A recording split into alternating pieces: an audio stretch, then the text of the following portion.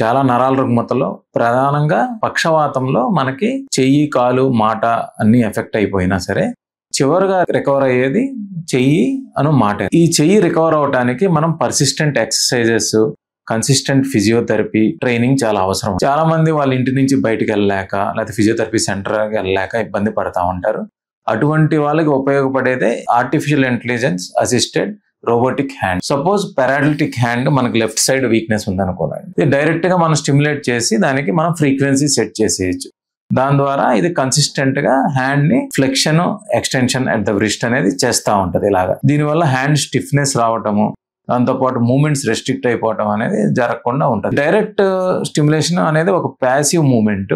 Suppose left hand weakness ఉందనుకోండి, మనకు right brain లోకి మనకు ఫీడ్బ్యాక్ వచ్చేసి స్టిమ్యులేషన్ అనేది జరుగుతుంది. రెండో మెథడ్ అండి indirect stimulation or an active movement, in which మనకి పేషెంటే డైరెక్ట్ గా తన మూమెంట్స్ అనేది కంట్రోల్ చేసుకుంటాడు. దీన్ని మిర్రర్ మోడ్ అంటాము. సపోజ్ మనకి లెఫ్ట్ హ్యాండ్ పారాలిసిస్ అనుకుంటే రైట్ హ్యాండ్ బాగానే ఉంటుంది కదా, సో మనం రైట్ హ్యాండ్ తో లెఫ్ట్ హ్యాండ్ మూమెంట్స్ కంట్రోల్ చేయడం ద్వారా మెదడులోని మిర్రర్ న్యూరాన్స్ ని యాక్టివేట్ చేసి బ్రెయిన్ త్వరగా రికవర్ అయ్యే అవకాశం ఉంటుంది. సో ఇప్పుడు నేను రైట్ హ్యాండ్ తో లెఫ్ట్ హ్యాండ్ మూమెంట్స్ కంట్రోల్ చేస్తున్నాను. సో నేను లీవ్ మై రైట్ హ్యాండ్, ఏమో జరుగుతుంది చూడండి, లెఫ్ట్ హ్యాండ్ ఆటోమేటిక్ గా అది కూడా ఓపెన్ అవుతుంది. ఈ సెకండ్ టైప్ ఆఫ్ మూమెంట్ చాలా యాక్టివ్.